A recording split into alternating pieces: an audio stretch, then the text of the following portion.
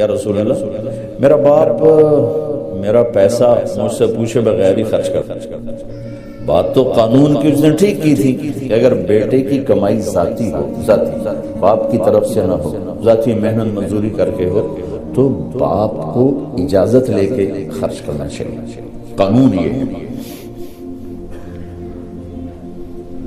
اس نے آ کے شکایت کر تو آپ نے اس کو بلوایا. جب اسے پتا چلا کہ میرے بیٹے نے میری شکایت کی تو ان کو بڑا غم ہوا. تو عرب تو پیدائشی شاعر ہوتے تھے، ماں کا دودھ چھوڑتے تھے اور شعر کہنا شروع کر دیتے تھے. عرب کا ماحول ایسا تھا.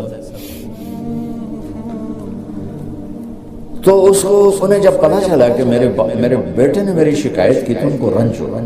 تو انہیں کچھ شعر کہے، زبان سے نہیں، دل میں، دکھ میں آ کر اشعار.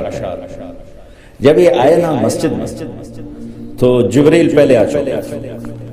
یا رسول اللہ تعالیٰ فرما رہے ہیں کہ آپ ان کا کیس بعد میں سنیں، اس سے کہیں وہ شعر سنا جو تیری زبان پہ تو نہیں آئے پر اللہ نے سنا.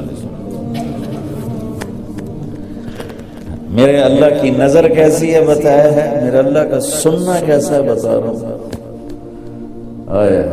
تو آپ نے کہا اچھا بھائی تیرا معاملہ تو ہم سنتے ہیں، لیکن پہلے تو بتا کہ وہ کون سے اشعار ہیں جو تو نے دل ہی دل میں کہے، زبان پر نہیں ہے اور اللہ نے اسے عرشوں پر سنا ہے. وہ کہنے لگا یا رسول اللہ ہم تو پہلے ہی آپ کا ایمان لائے ہیں، پر روز ہی ہمارا ایمان بڑھ جاتا ہے اس قسم کی چیزوں سے کہ آپ کا رب کیا طاقتور رب ہے جس نے میرے دل کی دھڑکنوں میں اٹھنے والی آواز کو بھی سن لیا. میں نے تو زبان سے ایک لفظ نہیں کہا تھا. آپ نے کہا تو سنا کیا کہا تھا. اور یہ ایک آدمی سوچ رہا ہے، اب جتنے بیٹھے ہو سب اپنے دلوں میں پتہ نہیں کیا کیا سوچے جا رہے، وہ سب پر نظر کیے ہوئے، سب کو دیکھ رہا، سب کو سن رہا ہے. کیا کہا تھا؟ کہا جی میں نے کہا تھا غزوتکم مولودا ومنتک یافع تعل بما اجنی علیک وتنہل وإذا ضاقتك بالسقم ليلة لم أبت لسقمك إلا ساهرا أتململ كأني أنا المتروك دونك بالذي تركت به دوني فعيني تهمل تخاف الردى نفسي عليك وإنها لتعلم أن الموت وقت مؤجل فلما بلغت السن والغاية التي إليها ماذا ما فيك كنت أؤمل جعلت جزائي غلزة وفظاظة كأنك أنت المنعم المتفضل فليتك إن لم تروا حق أبوتي فعلت كما الجابر يفعل فأوليتني حق الجوار ولم تكن علي بمال دون مالك تبخل.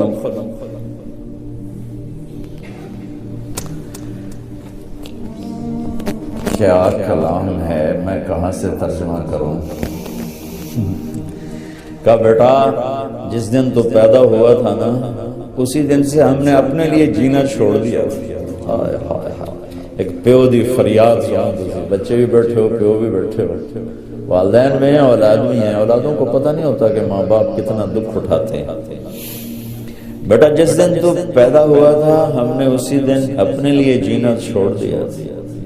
ہم نے تیرے لیے جینا شروع کیا، تجھے راحت پہنچانے کے لیے تکلیفوں سے ٹکر لے کر، تجھے گرم رکھنے کے لیے سرد ہواؤں کے تھپیڑوں سے لڑا، تمہیں ٹھنڈک پہنچانے کے لیے تپتی ریت میں تپتی ہواؤں سے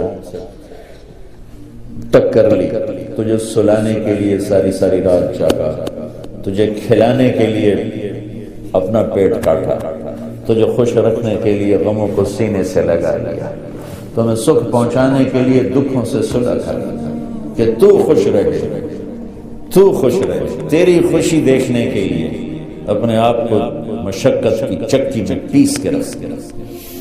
اور جب کبھی تو بیمار ہوتا تھا تو ساری رات تیرے سرانے گزر جاتی تھی. کبھی تیری ماں بیٹھی، کبھی تیرا باپ بیٹھا ہے کہ کہیں مر نہ جائے، کہیں مر نہ جائے.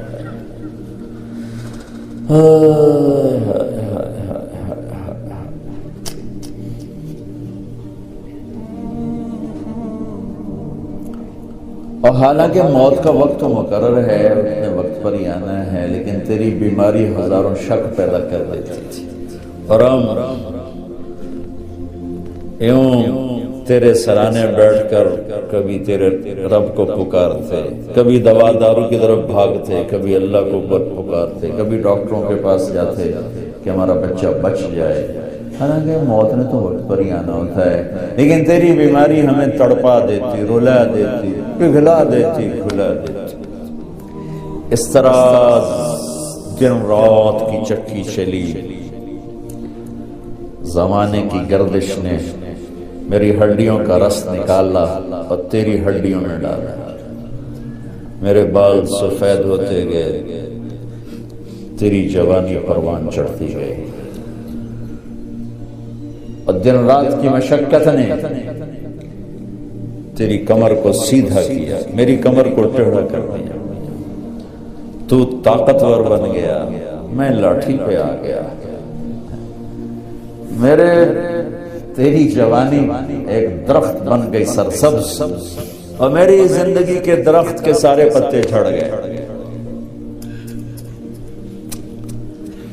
تو مجھے خیال آیا کہ جیسے میں اس کی انگلی پکڑ کے چلتا تھا، اسے کندھے پہ بٹھا کے چلتا تھا، اسے گود میں لے کے بیٹھتا تھا، اس کو ہاتھوں پہ اٹھا کے چلتا تھا، اس کو بیٹھ کے اس کے کپڑے بدلتا تھا، اس کو کھانے کھلاتا تھا، اس کو اسکول چھوڑنے جاتا تھا، اسکول سے لینے جاتا تھا۔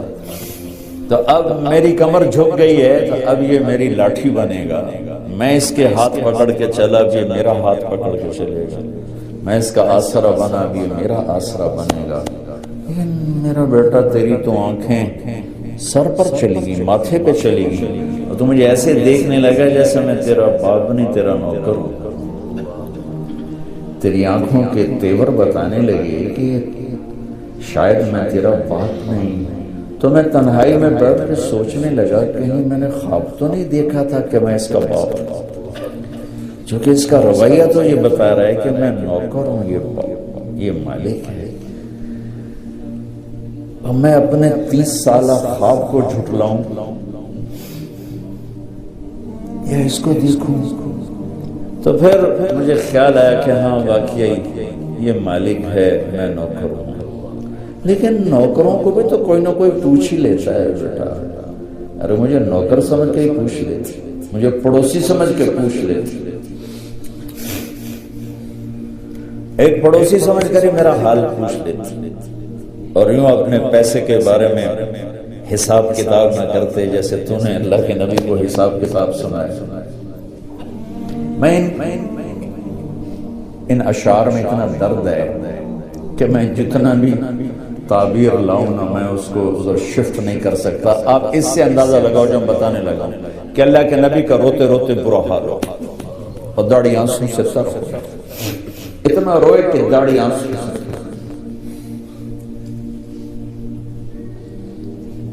تو میں ان کو کیسے اردو میں کیسے لاؤں؟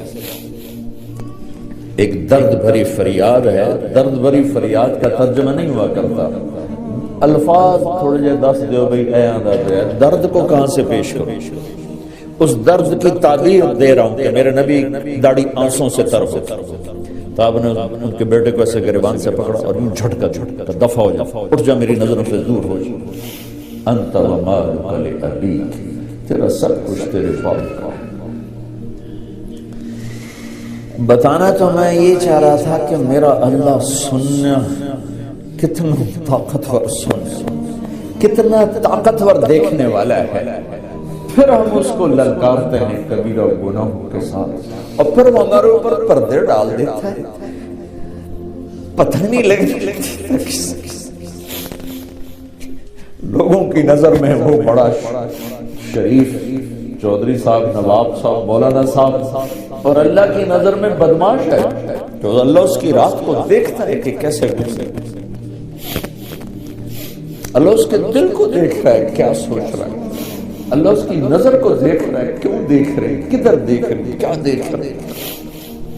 میں قربان جاؤں، صبح اٹھتے ہیں کسی کو پتہ ہی نہیں لگنے دیتا کہ رات کیسے گزری، دن کیسے۔ اس لیے میرا اللہ گلہ کرتا ہے، یا ابن آدم اذکرک وتنسا، پھر بندے میں تو تمہیں یاد رکھتا ہوں، تو ہی مجھے بھولتا ہے۔ اولادیں بھولتی ہیں، ماں پہ کتنے بھول دیں، کبھی ماں پہ بھی بھولے، اولاد ہمیشہ اولادیں بھولتی ہیں۔ تو میرا اللہ گلہ کرتا ہے اذکرک وتنسا، میں تو تمہیں کبھی نہیں بھولتا، تم کیوں بھول گئے؟ وَأَسْتَغْفِرُكَ وَلَا تَخْشَىٰ، میں تیرے گناہوں کو کیسے چھپاتا ہوں، تو پھر بھی مجھ سے حیا نہیں کرتا۔ میں چاہوں تو تجھے رسوا کر کے ننگا کر کے کھڑا کر، لیکن تیرے سارے رات کے، دن کے، اندھیرے کے، اجالے کے، تنہائی کے سارے گناہوں کو یوں چھپاتا ہوں کہ کسی کو پتہ ہی نہیں چلنے گا تو کیا کر رہا ہے، لیکن تجھے پھر بھی مجھ سے شرم نہیں آتی۔ ولا تخشى خیری الیک ناظر وشرک الی صاعد، صبح سے شام تک جو کچھ تو کرتا ہے میں دیکھتا ہوں، اس کے باوجود جب رات آتی ہے تو تم ایسے سلاتا ہوں جیسے تو نے میرے کوئی نافرمانی کی۔ سارا دن تو نے شراب بیچی، سارا دن تو نے جوئے میں گزارا، سارا دن تو نے ایک نماز نہیں پڑھی، سارا دن تو نے جھوٹ بولا، سارا دن تو نے یہ کیا وہ کیا، جب رات آئی تو میں نے نیند سے کہا جا میرے بندے کو سلا۔ وَإِنِّي أَكْلَأُهُمْ فِي مَضَاجِعِهِمْ كَأَنَّهُمْ لَمْ يَعْصُونِي، صبح سے شام تک تیرا دن جیسے گزرا، رات کو تو میں تمہیں الٹا لٹکاتا، میں کہتا نہیں میرا بندہ بندی سلا دو، شاید کبھی اسے توبہ کا خیال آ جائے، شاید کبھی اس کی ہماری دوستی لگ ہی جائے۔ دیکھو بڑے لوگوں سے دوستی لگانے کے لیے ایمان بیچنا پڑتا ہے، ضمیر کو مارنا پڑتا ہے، غیرت کے سودے کرنے پڑتے ہیں، کیا حلال حرام کیا کس سے